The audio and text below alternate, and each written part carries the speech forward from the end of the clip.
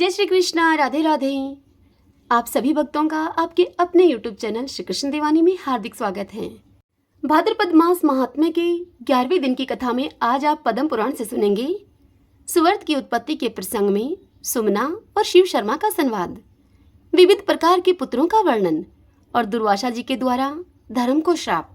इसी के साथ आप सुनेंगे सुमना के द्वारा ब्रह्मचार्य, शांगोपांग धर्म और धर्मात्मा तथा पापियों की मृत्यु का वर्णन। तो आइए सर्वप्रथम भगवान का स्मरण करते हुए आप सभी मेरे साथ बोलिए। मंगलम भगवान विष्णु, मंगलम गरुड़ोध्वज, मंगलम पुंडरीकाक्षाय, मंगलाय तनोहरि। ओम नमो भगवते वासुदेवाय। श्री लक्ष्मी नारायण भगवान की जय। ऋषियों ने श्री सूत जी से पूछा कि हे सूत जी, अब हम महात्मा सुवर्त का चरित्र सुनना चाहते हैं। वे महाप्राग महात्मा सुवर्त किस गोत्र में उत्पन्न हुए और वे किसके पुत्र थे? ब्राह्मण सुवर्त की क्या तपस्या थी और किस प्रकार उन्होंने भगवान श्री हरि की आराधना की थी, यह सब हमें बताइए। यह सुनकर सूत जी बोले कि हे विप्रगण, मैं सुवर्त के दिव्य एवं पावन चरित्र का आपसे वर्णन करता हूँ। यह प्रसंग परम कल्याणकारी तथा भगवान श्री विष्णु की चर्चा से युक्त है। पूर्व कल्प की बात है। नर्मदा के पापनाशक तट पर अमरकंटक तीर्थ के भीतर कौशिक वंश में एक श्रेष्ठ ब्राह्मण उत्पन्न हुए थे और उनका नाम था सोम शर्मा। उन सोम शर्मा के कोई पुत्र नहीं था। इसी कारण से वे सोम शर्मा बहुत ही दुखी रहा करते थे। उन सोम शर्मा की पत्नी का नाम था सुमना। वह सुमना उत्तम व्रत का आचरण करने वाली स्त्री थी। एक दिन उसने अपने पति को चिंतित देखकर उनसे कहा कि हे नाथ, आप चिंता को छोड़िए। चिंता के समान दूसरा कोई दुख नहीं है, क्योंकि वह शरीर को सुखा डालती है। जो उसे त्याग कर यथोचित बर्ताव करता है वह अनायासी आनंद में मस्त रहता है। हे विप्रवर, मेरे सामने आप अपनी इस चिंता का मुझे कारण बतलाइए। यह सुनकर सोम शर्मा ने अपनी पत्नी सुमना से कहा कि हे सुवर्ते, न जाने किस पाप से मैं निर्धन और पुत्रहीन हूँ, यही मेरे दुख का कारण है। तब सुमना बोली, हे प्राणनाथ, सुनिए, मैं एक ऐसी बात आपको कहती हूँ जो कि सभी संदेहों को नाश करने वाली है। पाप एक वृक्ष के समान है। उसका बीज है लोभ, मोह उस वृक्ष की जड़ है, असत्य उस वृक्ष का तना है और माया उसकी शाखाओं का विस्तार है। दंभ और कुटिलता उसके पत्ते हैं, कुबुद्धि उसका फूल है और अनर्थ उसकी गंध है। छल, पाखंड, चोरी, ईर्ष्या, क्रूरता, कूटनीति और पापाचार से युक्त प्राणी उस मोहमूलक वृक्ष के पक्षी हैं जो कि माया रूपी शाखाओं पर बसेरे लेते हैं। अज्ञान उस वृक्ष का फल है और अधर्म को उसका रस बताया गया है। दुर्भाव रूप जल से सींचने पर उस वृक्ष की वृद्धि होती है। अश्रद्धा उसके फूलने फलने की ऋतु है। जो भी मनुष्य उस वृक्ष की छाया का आश्रय लेकर संतुष्ट रहता है, उसके पके हुए फलों को प्रतिदिन खाता है और उन फलों के अधर्म रूप रस से पुष्ट होता है, वह मनुष्य ऊपर से कितना ही प्रसन्न क्यों न हो, वास्तव में वह पतन की ओर जाता है। इसीलिए पुरुष को चिंता छोड़कर लोभ का भी त्याग कर देना चाहिए। स्त्री, पुत्र और धन की चिंता तो कभी नहीं करनी चाहिए। हे प्रियतम, कितने ही विद्वान भी मूर्खों के मार्ग का अवलंबन करते हैं। दिन रात मोह में डूबे रहकर निरंतर इसी चिंता में पड़े रहते हैं कि किस प्रकार मुझे अच्छी स्त्री मिले और कैसे मैं बहुत से पुत्रों को प्राप्त करूं। हे ब्राह्मण, आप चिंता और मोह का त्याग करके विवेक का आश्रय लीजिए। कोई पूर्व जन्म में ऋण देने के कारण इस जन्म में अपने संबंधी होते हैं और कोई धरोहर हड़प लेने के कारण भी संबंधी के रूप में जन्म लेते हैं। पत्नी, पिता, माता, भ्राता, स्वजन और बांधव सभी लोग अपने अपने ऋणानुबंध से ही इस पृथ्वी पर उत्पन्न होते हैं। जिसने जिसकी जिस भाव से धरोहर हड़प ली है वह उसी भाव से उसके यहाँ जन्म लेता है। धरोहर का स्वामी रूपवान और गुणवान पुत्र होकर पृथ्वी पर उत्पन्न होता है और धरोहर के अपहरण का बदला लेने के लिए दारुण दुख देकर चला जाता है। जो किसी का ऋण लेकर मर जाता है, उसके यहाँ दूसरे जन्म में ऋणदाता पुरुष, पुत्र, भाई, पत्नी, पिता और मित्र के रूप से उत्पन्न होता है। वह सदा ही अत्यंत दुष्टतापूर्ण बर्ताव करता है। गुणों की ओर तो वह कभी देखता ही नहीं। क्रूर स्वभाव और निष्ठुर आकृति बनाए अपने स्वजनों को सदा कठोर बातें सुनाया करता है। प्रतिदिन मीठी मीठी वस्तुएं स्वयं खाता है और घर में रहते हुए धन का बलपूर्वक उपभोग करता है। और यदि उसको रोका जाए तो रोकने पर वह कुपित हो जाता है। हे विप्रवर, अब मैं आपके सामने शत्रु स्वभाव वाले पुत्र का वर्णन करती हूँ। ऐसा पुत्र बाल्यावस्था से ही सदा इस शत्रुओं का सा बर्ताव किया करता है। खेल कूद में भी माता पिता को मार मार कर भागता है और बारंबार हंसा करता है। क्रोध युक्त स्वभाव को लेकर ही बड़ा होता है और सदा वैर के काम में लगा रहता है। वह प्रतिदिन पिता और माता की निंदा करता है। फिर विवाह संबंध हो जाने पर नाना प्रकार से धन का अपव्यय करता है। घर और खेत आदि सब मेरा ही है, तुम लोग कौन हो मेरा हाथ रोकने वाले। अपने माता पिता को यूं कहकर प्रतिदिन उनको पीटता रहता है। उनकी मृत्यु के पश्चात न तो वह श्राद्ध करता है उनका और न ही कभी दान ही देता है उनके निमित्त। ऐसे बहुतेरे पुत्र इस पृथ्वी पर उत्पन्न होते रहते हैं। अब मैं आपसे उस पुत्र का वर्णन करती हूँ जिसके द्वारा प्रिय वस्तु की प्राप्ति होती है। वैसा बालक बचपन से ही माता पिता का प्रिय करता है। बड़ा होने पर भी उनके प्रिय साधन में ही लगा रहता है और सदा अपनी भक्ति से माता पिता को संतुष्ट रखता है। स्नेह से, मीठी वाणी से तथा प्रिय लगने वाली बातचीत से उन्हें प्रसन्न रखने की चेष्टा करता है। माता पिता की मृत्यु के बाद संपूर्ण श्राद्ध कर्म और पिंडदान आदि का कार्य करता है वह, तथा उनकी सद्गति के लिए तीर्थ यात्रा भी करता है। हे प्रियतम, अब इस समय आपके सामने उदासीन पुत्र का मैं वर्णन करती हूँ। हे विप्रवर, उदासीन बालक सदा ही उदासीन भाव से ही रहता है। वह न कुछ देता है और न कुछ लेता है, न रुष्ट होता है और न संतुष्ट होता है। इस प्रकार मैंने पुत्रों के संबंध में सब कुछ आपको बता दिया। पुत्रों की ऐसी ही गति है, जैसे पुत्र होते हैं वैसे ही पिता, माता, पत्नी, बंधु बांधव तथा भृत्य आदि अन्य लोग भी बताए गए हैं। इनमें भी शत्रु, मित्र और उदासीन आदि भेद होते हैं। मनुष्यों की तो बात ही क्या है, पशु, घोड़े, हाथी, भैंस आदि भी ऐसे ही होते हैं। नौकरों की भी यही स्थिति है। ये सब ऋण के संबंध से ही प्राप्त होते हैं। हम दोनों ने पूर्व जन्म में न तो किसी से ऋण लिया है और न ही किसी की धरोहर ही हड़पी है। इतना ही नहीं, हमने किसी के साथ वैर भी नहीं किया है। इसीलिए हमें धन और पुत्र आदि किसी भी वस्तु की प्राप्ति नहीं हुई है। यह जानकर आप शांति धारण करें और व्यर्थ की चिंता को आप छोड़ दें। आपने किसी को दान नहीं दिया है तो आपके पास धन कैसे आए? अतः हे प्राणनाथ, दुखी न होइए आप। हे द्विश्रेष्ठ, जिस पुरुष को धन मिलना निश्चित है उसके हाथ में अनायास ही धन आ जाता है। मनुष्य उस धन की बड़े यत्न से रक्षा करता है, किंतु जब वह जाने को होता है धन, तब वह धन चला ही जाता है। ऐसा समझकर आप शांत हो जाइए, निरर्थक चिंता को छोड़ दीजिए। महान मोह से विवेक शून्य हुए मानव पाप में आसक्तिचित होकर कहने लगते हैं कि यह घर, यह पुत्र और ये स्त्रियां मेरी ही हैं। किंतु हे प्राणनाथ, संसार का यह बंधन सदा ही झूठा ही दिखाई देता है।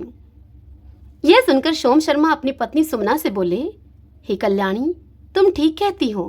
तुम्हारा यह वचन सब प्रकार के संदेहों का नाश करने वाला है। फिर भी सत्य के ज्ञाता साधु पुरुष वंश की इच्छा रखते हैं। हे प्रिय, मुझे पुत्र की चिंता है। जी में आता है मेरे कि जिस किसी उपाय से संभव हो मैं पुत्र अवश्य उत्पन्न करूं। यह सुनकर सुमना बोली, हे महाभाग, एक ही विद्वान पुत्र श्रेष्ठ है। बहुत से गुणहीन पुत्रों को लेकर क्या करना है? एक ही पुत्र कुल का उद्धार करता है, दूसरे तो केवल कष्ट देने वाले होते हैं। पुण्य से ही पुत्र प्राप्त होता है, पुण्य से ही अच्छा कुल मिलता है और पुण्य से ही उत्तम गर्भ की प्राप्ति होती है। इसलिए आप पुण्य का अनुष्ठान कीजिए।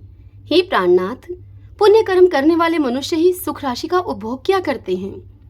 यह सुनकर सोम शर्मा अपनी पत्नी से बोला, हे भद्रे, मुझे पुण्य का अनुष्ठान तुम बताओ। उत्तम पुण्य कैसा होता है? पुण्य के लक्षणों का तुम मुझसे वर्णन करो। यह सुनकर सोना ने कहा, हे प्राणनाथ, पुरुष या स्त्री को सदा जिस प्रकार बर्ताव करना चाहिए तथा जिस प्रकार पुण्य करने से कीर्ति, पुत्र, प्यारी स्त्री और धन की प्राप्ति होती है, वह सब मैं आपको बताती हूँ तथा पुण्य का लक्षण भी आपसे कहती हूँ। ब्रह्मचार्य, तपस्या, पंच यज्ञों का अनुष्ठान, दान, नियम, क्षमा, शौच, अहिंसा, उत्तम शक्ति और चोरी का अभाव, ये 10 पुण्य के अंग हैं। इनके अनुष्ठान से धर्म की पूर्ति करनी चाहिए। धर्मात्मा पुरुष मन, वाणी और शरीर तीनों की क्रिया से धर्म का संपादन करता है। फिर वह जिस जिस वस्तु का चिंतन करता है वह दुर्लभ होने पर भी उसे प्राप्त हो जाती है। यह सुनकर सोम शर्मा ने अपनी पत्नी से कहा कि हे भामिनी, धर्म का स्वरूप कैसा है और उसके कौन कौन से अंग हैं? हे प्रिय, इस विषय को सुनने की मेरे मन में बड़ी ही रुचि हो रही है, अतः तुम प्रसन्नतापूर्वक मुझसे इसका वर्णन करो। तब सुमना बोली, हे ब्राह्मण, जिनका अत्रि वंश में जन्म हुआ है तथा जो अनुसुईया के पुत्र हैं, उन भगवान दत्तात्रेय जी ने ही सदा धर्म का साक्षात्कार किया है।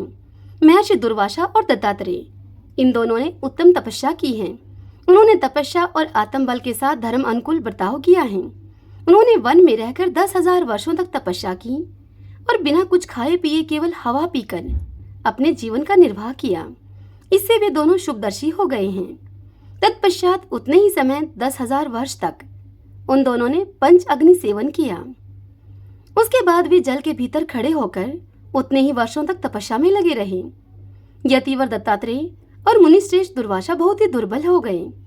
तब मुनिवर दुर्वासा के मन में धर्म के प्रति बड़ा ही क्रोध हुआ। इसी समय बुद्धिमान धर्म साक्षात वहां पर आ पहुंचे। उनके साथ ब्रह्मचार्य और तप आदि भी मूर्तिमान होकर वहां पर आए। सत्य, ब्रह्मचार्य, तप और इंद्रिय संयम ये उत्तम एवं विद्वान ब्राह्मण के रूप में बनकर आए। उस समय नियम ने महाप्राज्ञ पंडित का रूप धारण कर रखा था और दान अग्निहोत्री का स्वरूप धारण किए हुए महर्षि दुर्वासा के निकट उपस्थित हुआ था। क्षमा, शांति, लज्जा, अहिंसा और अकल्पना अर्थात निःसंकल्प अवस्था, ये सब स्त्री का रूप धारण किए हुए वहां पर आई थी। बुद्धि, प्रज्ञा, दया, श्रद्धा, मेधा, सत्कर्ति और शांति, इनका भी वही रूप था। पांचों अग्नियां, परम पावन वेद और वेदांग, ये भी अपना अपना दिव्य रूप बनाकर वहां पर उपस्थित थे। इस प्रकार धर्म अपने परिवार के साथ वहां पर उपस्थित थे। ये सब के सब मुनि को सिद्ध हो गए थे। धर्म बोले, हे ब्राह्मण, यहाँ पर ब्राह्मण दुर्वासा और दत्तात्रेय जी को कहा जा रहा है। आपने तपस्वी होकर भी क्रोध क्यों किया? क्रोध तो मनुष्य के श्रेय और तपस्या इन दोनों का ही नाश कर डालता है। इसलिए तपस्या के समय इस सर्वनाशी क्रोध को अवश्य त्याग देना चाहिए। हे द्विश्रेष्ठ, आप स्वस्थ होइए, आपकी तपस्या का फल बहुत उत्तम है। यह सुनकर दुर्वासा ने कहा, धर्म से, आप कौन हैं जो इन श्रेष्ठ ब्राह्मणों के साथ यहाँ पर पधारे हैं तथा आपके साथ ये सुंदर रूप और अलंकारों से सुशोभित स्त्रियां यहाँ पर कैसे खड़ी हैं? यह सुनकर धर्म बोले दुर्वासा जी से कि हे मुने, ये जो आपके सामने ब्राह्मण के रूप में संपूर्ण तेज से युक्त दिखाई देते हैं, जो हाथ में दंड और कमंडलू लिए हुए अत्यंत ही प्रसन्न जान पड़ते हैं, इनका नाम ब्रह्मचार्य है। इसी प्रकार ये जो दूसरे तेजस्वी ब्राह्मण आपके समक्ष खड़े हैं, इन पर भी आप दृष्टिपात कीजिए। इनके शरीर का रंग पीला और इनकी आंखें भूरे रंग की हैं। ये सत्य कहलाते हैं। हे धर्मात्मन, इन्हीं के समान जो अपनी दिव्य प्रभा से विश्व देवों की समानता कर रहे हैं तथा जिनका आपने सदा ही आश्रय लिया है, वही ये आपके मूर्तिमान तप हैं। आप इनका दर्शन कीजिए। जिनकी वाणी प्रसाद गुण से युक्त है, जो दीप्तिमान दिखाई देते हैं, संपूर्ण जीवों पर दया करना जिनका स्वभाव है तथा जो सर्वदा आपका पोषण करते हैं, वे ही दम, इंद्रिय संयम यहाँ व्यक्त रूप धारण करके उपस्थित हैं। जिनके मस्तक पर जटा है, जिनका स्वभाव कुछ कठोर जान पड़ता है, जिनके शरीर का रंग कुछ पीला है और जो अत्यंत तीव्र एवं महान सामर्थ्यशाली प्रतीत होते हैं तथा जिन्होंने श्रेष्ठ ब्राह्मण का रूप धारण करके हाथ में तलवार ले रखी है, वे पापों का नाश करने वाले नियम हैं। जो अत्यंत श्वेत और महान दीप्तिमान हैं, जिनके शरीर का रंग शुद्ध शैप्टिक मणि के समान जान पड़ता है, जिनके हाथ में जल से भरा हुआ कमंडलू है तथा जिन्होंने दातुन ले रखी है, वे सोच ही यहाँ पर ब्राह्मण का रूप धारण करके आए हैं। स्त्रियों में यह शुश्रूषा है जो कि सत्य से विभूषित परम सौभाग्यवती और अत्यंत साध्वी है, जिसका स्वभाव अत्यंत धीर है, जिसके सारे अंगों से प्रसन्नता टपक रही है, जिसका रंग गोरा और मुख पर हास्य की छटा छा रही है, वह कमल लोचना सरस्वती है। हे द्विश्रेष्ठ, यह दिव्य आभूषणों से युक्त क्षमा उपस्थित है, जो परम शांत, सुस्थिर एवं अनेकों मंगलमय विधानों से सुशोभित है। हे महाप्राग, तुम्हारी ज्ञान स्वरूपा शांति भी दिव्य आभूषणों से विभूषित होकर यहाँ पर आई है तथा यह तुम्हारी प्रज्ञा है जो परोपकार में संलग्न, सत्यपरायण तथा स्वल्प भाषण करने वाली है। यह क्षमा के साथ बड़ी ही प्रसन्न रहती हैं। इस यशस्विनी के शरीर का वर्ण श्याम है। जिसका शरीर तपाए हुए सोने के समान उद्दीप्त दिखाई दे रहा है, वह महाभागा अहिंसा है। यह अत्यंत प्रसन्न और अच्छी मंत्रणा से युक्त है। यह यत्र तत्र दृष्टि नहीं डालती, ज्ञान भाव से आक्रांत होकर सदा ही तपस्या में लगी रहती हैं। हे महाभाग, यह देखिए, आपकी श्रद्धा भी आई है, जो कि नाना प्रकार की बुद्धि से आक्रांत और अनेकों ज्ञानों से आकुल होने पर भी सुस्थिर है। यह श्रद्धा मनोहर और मंगलमयी है, सबका शुभ चिंतन करने वाली, संपूर्ण जगत की माता यशस्विनी तथा गौरवर्णा है। इधर भी यह मेधा उपस्थित है, जिसके शरीर का रंग हंस और चंद्र के समान श्वेत है। गले में मोतियों का हार लटक रहा है और उनके हाथ में पुस्तक तथा शैफ्टिकाक्ष की माला शोभा पा रही है। यह प्रज्ञा है, जो कि सदा ही अत्यंत प्रसन्न रहा करती हैं। यह प्रज्ञा देवी पीत वस्त्रों से शोभा पा रही है। हे द्विश्रेष्ठ, जो त्रिभुवन का उपकार और पोषण करने में अहदवित्त है, जिसके शील की सदा ही प्रशंसा होती रहती है, वह दया भी आपके पास आई है। यह वृद्धा, परम विदुषी, तपस्विनी, भाव की भार्या और मेरी माता है। हे सुवर्त, मैं आपका मूर्तिमान धर्म हूँ, ऐसा समझकर शांत होइए। आप मेरी रक्षा कीजिए। हे विप्रवर, आप कुपित क्यों हो रहे हैं? यह सुनकर दुर्वासा मुनि बोले धर्म से कि देव, जिससे मुझे क्रोध हुआ है, अब वह कारण आप सुनिए। मैंने इंद्रिय संयम और सोच आदि क्लेश में साधनों के द्वारा अपने शरीर का शोधन किया और फिर तपस्या की, किंतु ऐसा करने पर भी देख रहा हूँ कि केवल मेरे ही ऊपर आपकी दया नहीं हो रही है। हे धर्मराज, मैं आपके इस बर्ताव को न्याय युक्त नहीं मानता। यही मेरे क्रोध का कारण है, दूसरा कुछ भी नहीं। इसलिए मैं आपको 3 श्राप दूंगा। हे धर्म, अब आप राजा और दासी पुत्र होइए, साथ ही स्वेच्छानुसार चांडाल योनि में भी प्रवेश कीजिए। इस प्रकार धर्म को 3 श्राप देकर द्विश्रेष्ठ दुर्वासा चले गए वहां से। अपनी पत्नी सोमना से यह सारी कथा सुनकर सोम शर्मा ने उनसे कहा कि हे भामिनी, महात्मा दुर्वासा का श्राप पाकर धर्म की क्या अवस्था हुई?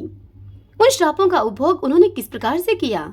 यदि जानती हो तो मुझे बतलाओ।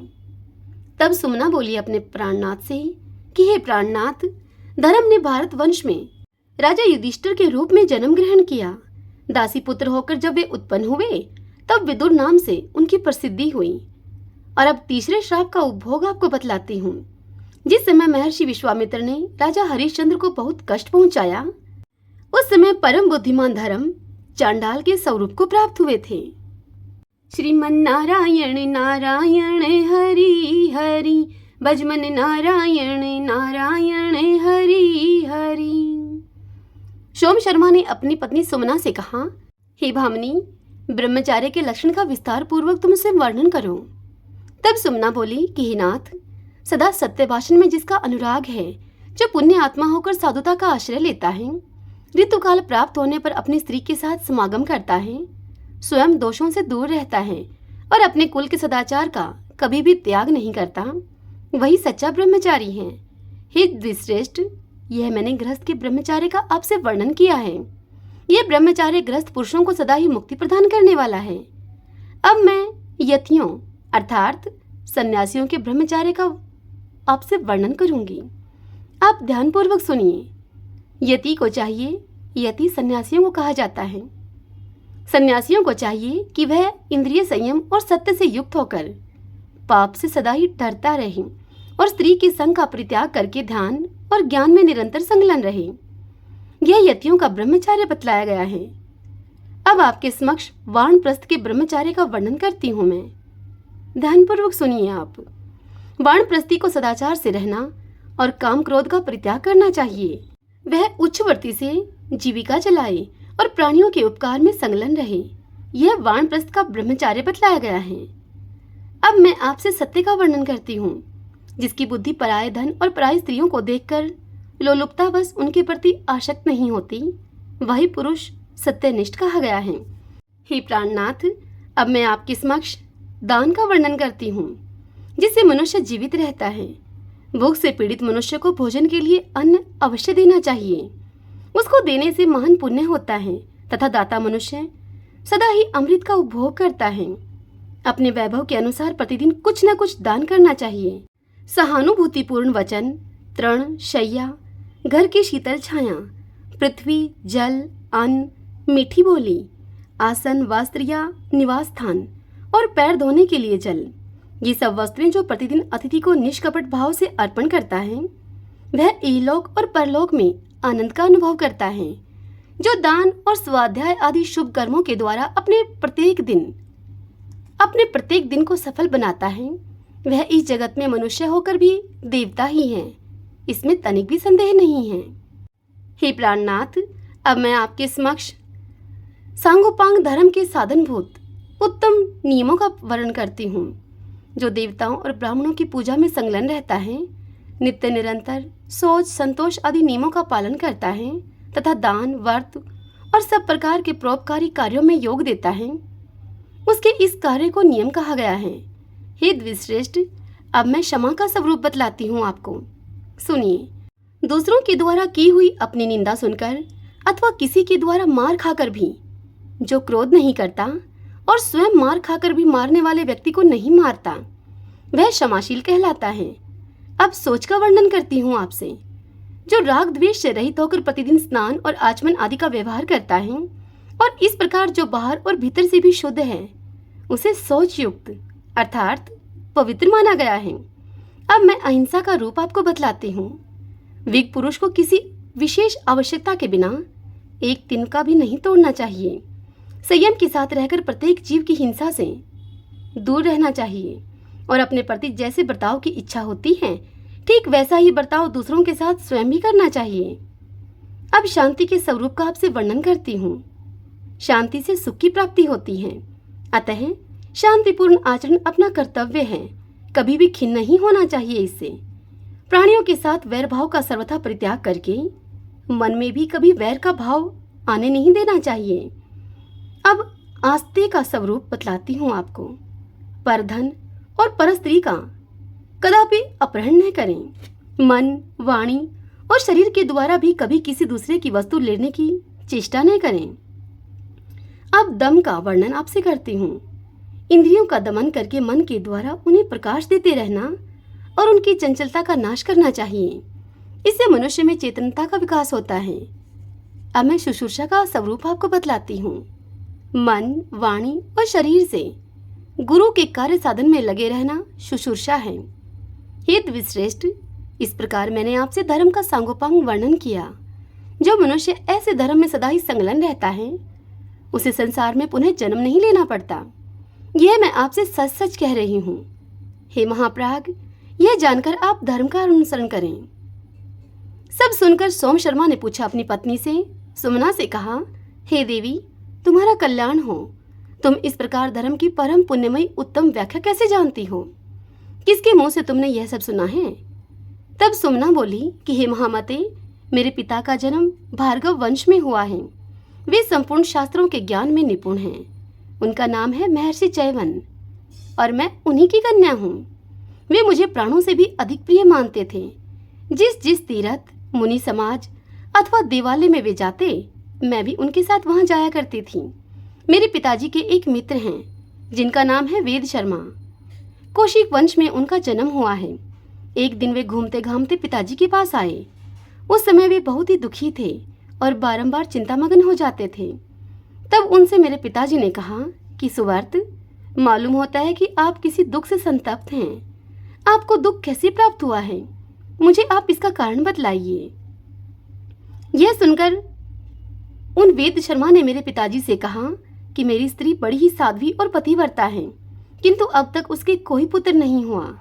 मेरा वंश चलाने वाला कोई नहीं है। यही मेरे दुख का कारण है। आपने मुझसे मेरे दुख का कारण पूछा, इसीलिए मैंने आपको बतलाया है। इसी बीच में कोई सिद्ध पुरुष मेरे पिताजी के आश्रम में आए। पिताजी और वेद शर्मा दोनों ने खड़े होकर भक्तिपूर्वक उन सिद्ध पुरुष का पूजन किया। भोजन आदि उपचारों और मीठे मीठे वचनों से उनका स्वागत किया। फिर आपने जिस प्रकार मुझसे पहले प्रश्न किया था, ठीक उसी प्रकार उन दोनों ने भी उस सिद्ध पुरुष से अपने मन की बात पूछी। तब उन धर्मात्मा सिद्ध पुरुष ने मेरे पिता और उनके मित्र से इस प्रकार से कहा। वे सिद्ध पुरुष बोले कि धर्म के अनुष्ठान से ही स्त्री, पुत्र और धन धान्य की प्राप्ति होती है। उनके उपदेश से वेद शर्मा ने धर्म का अनुष्ठान पूरा किया। उस धर्म से उन्हें महान सुख और सुयोग्य पुत्र की प्राप्ति हुई। उन सिद्ध महात्मा के सत्संग से ही धर्म के विषय में मेरी बुद्धि का ऐसा निश्चय हुआ है। यह सुनकर सोम शर्मा ने पूछा अपनी पत्नी से कि प्रिय, धर्म से कैसी मृत्यु और कैसा जन्म होता है? शास्त्र के अनुसार उस मृत्यु और जन्म का लक्षण जैसा निश्चित किया गया हो वह सब मुझे बताओ। तब सुमना अपने पति से बोली कि हे प्राणनाथ, जिसने सत्य, शौच, क्षमा, शांति, तीर्थ और पुण्य आदि के द्वारा धर्म का पालन किया है, उसके मृत्यु का लक्षण आपको बतलाती हूँ। धर्मात्मा पुरुष को मृत्यु के समय कोई रोग नहीं होता, उसके शरीर में कोई पीड़ा भी नहीं होती, श्रम, गलानी, स्वेद और भ्रांति आदि उपद्रव भी नहीं होते। गीत ज्ञान, विशारद, दिव्य रूपधारी गंधर्व और वेद पाठी ब्राह्मण उसके पास आकर मनोहर स्तुति किया करते हैं। वह स्वस्थ रहकर सुखदायक आसन पर विराजमान होता है अथवा देव पूजा में बैठा होता है। ऐसा भी हुआ करता है कि धर्मपरायण बुद्धिमान पुरुष मृत्यु काल में स्नान के लिए तीर्थ स्थान में पहुंचा हो। अग्निहोत्र ग्रह, गौशाला, देव मंदिर, बगीचा, पोखरा, पीपल या बड़ का वृक्ष तथा पाकड़ अथवा बेल का पेड़ ये मृत्यु के लिए पवित्र स्थान माने गए हैं। धर्मात्मा पुरुष धर्मराज के दूतों को प्रत्यक्ष देखता है। वे स्नेह से युक्त और मुस्कुराते हुए दिखाई देते हैं। वह मरने वाला जीव स्वपन, मोह और कलेश के अधीन नहीं होता। धर्मराज के दूत उससे कहते हैं कि महाभाग, परम बुद्धिमान धर्मराज आपको बुला रहे हैं। तब दूतों की यह बात सुनकर भी उसे मोह और संदेह नहीं होता। उस मरने वाले व्यक्ति का चित्त प्रसन्न हो जाता है। वह ज्ञान विज्ञान से संपन्न होकर भगवान श्री विष्णु का स्मरण करता है और संतुष्ट एवं हरिष्ट चित्त होकर उन दूतों के साथ चला जाता है। यह सुनकर सोम शर्मा ने अपनी पत्नी से पूछा कि भद्रे, पापियों की मृत्यु किन लक्षणों से युक्त होती है? इसका विस्तार के साथ वर्णन करो। तब सुमना अपने पति से बोली कि हे प्राणनाथ, सुनिए, मैं महापात की मनुष्यों की मृत्यु के स्थान और चेष्टा का आपसे वर्णन करती हूँ। दुष्ट आत्मा पुरुष विष्ठा और मूत्र आदि अपवित्र वस्तुओं से युक्त और पापियों से भरे हुए भूभाग में रहकर बड़े दुख से अपने प्राणों को त्याग करता है। चांडाल के स्थान पर जाकर दुख पूर्वक मरता है।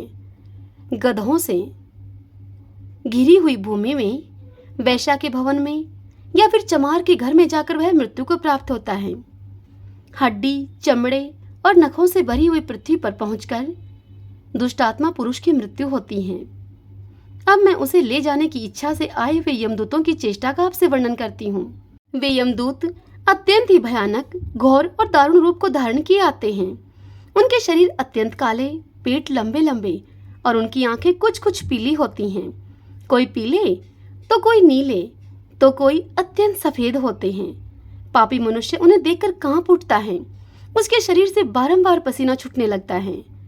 अब मैं दुखी जीव की चेष्टा आपको बताती हूँ। लोभ और स्वाद से मोहित होकर पापी पुरुष जो पराये धन और पराई स्त्रियों का अपहरण किए रहते हैं, पहले दूसरे से ऋण लेकर बाद में उस ऋण को चुका नहीं पाते तथा असत्य प्रतिग्रह आदि जो अन्य बड़े बड़े पाप किए रहते हैं। सारांश यह है प्राणनाथ कि मृत्यु से पहले वे जितने भी पापों का आचरण किए रहते हैं वे सभी महापापी के कंठ में आकर उसके कफ को रोक देते हैं और दुषह दुख पहुंचाते हैं उसको। असह्य पीड़ाओं से उसका कंठ उस समय घरघराने लगता है। वह बारंबार रोता है और माता पिता, भाई, पत्नी और पुत्रों का स्मरण करता है। फिर महापाप से मोहित होकर वह सबको भूल जाता है। अत्यंत पीड़ा से व्याकुल होने पर भी उसके प्राण शीघ्रतापूर्वक नहीं निकलते। वह कांपता है, तलमलाता है और रह रहकर मूर्छित हो जाता है। इस प्रकार लोभ और मोह से युक्त मनुष्य सदा ही मूर्छित होकर ही अपने प्राणों को त्याग करता है। तत्पश्चात यमराज के दूत उसे यमलोक में लेकर जाते हैं। उस समय उसको जो दुख भोगना पड़ता है, अब मैं आपके समक्ष उस दुख का वर्णन करती हूँ। जहाँ ढेर के ढेर अंगारे बिछे रहते हैं, उस मार्ग से उस पापी को घसीटते हुए लेकर जाया जाता है। वहां वह दुष्ट आत्मा जीव बारंबार आग में जलता है और झटपटाता है। जहाँ 12 सूर्यों के ताप से युक्त अत्यंत तीव्र धूप पड़ती है, उसी मार्ग से उसे पहुंचाया जाता है। वहां वह सूर्य की प्रचंड किरणों से संतप्त और भूख प्यास से पीड़ित होता रहता है। यमदूत उसे गदा, डंडे और फरसों से मारते हैं और कोड़ों से पीटते हुए उसे गालियां सुनाते हैं।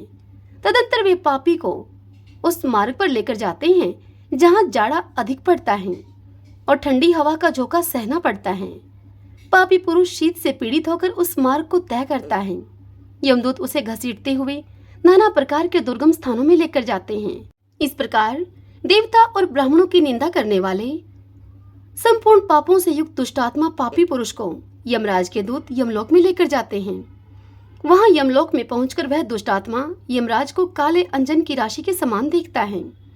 वे उग्र, दारुण और भयंकर रूप को धारण किए हुए भैंसे पर सवार दिखाई देते हैं। अनेकों यमदूत उन्हें घेरे खड़े रहते हैं। उनके साथ सब प्रकार के रोग और चित्रगुप्त भी वहां उपस्थित होते हैं।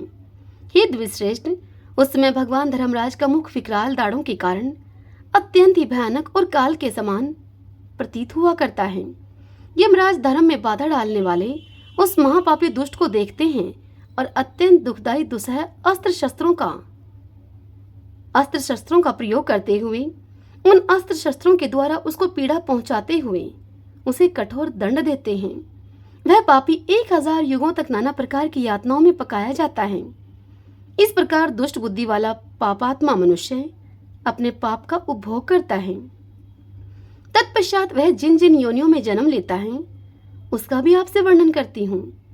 कुछ काल तक कुत्ते की योनि में रहकर वह दुष्टात्मा अपना पाप भोगता है।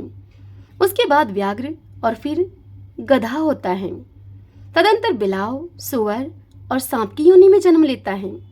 इस तरह से अनेक भेदों वाली संपूर्ण पाप योनि में उसे बारंबार जन्म लेना पड़ता है।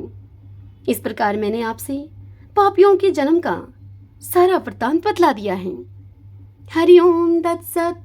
ओम नमो भगवते वासुदेवाय। ओम श्री राधा कृष्णाभ्याम नमो नमः। भगतजनों, आज की यह कथा यहीं पूर्ण हुई। इससे आगे की कथा कल हम अगले अध्याय में सुनेंगे। आशा करती हूँ आज की यह कथा आपको अवश्य पसंद आई होगी। यदि ऐसा हो तो वीडियो को लाइक करें, अपने अपनों के साथ इसे शेयर करें और कमेंट बॉक्स में ओम नमो भगवते वासुदेवाय लिखें। हरे कृष्णा।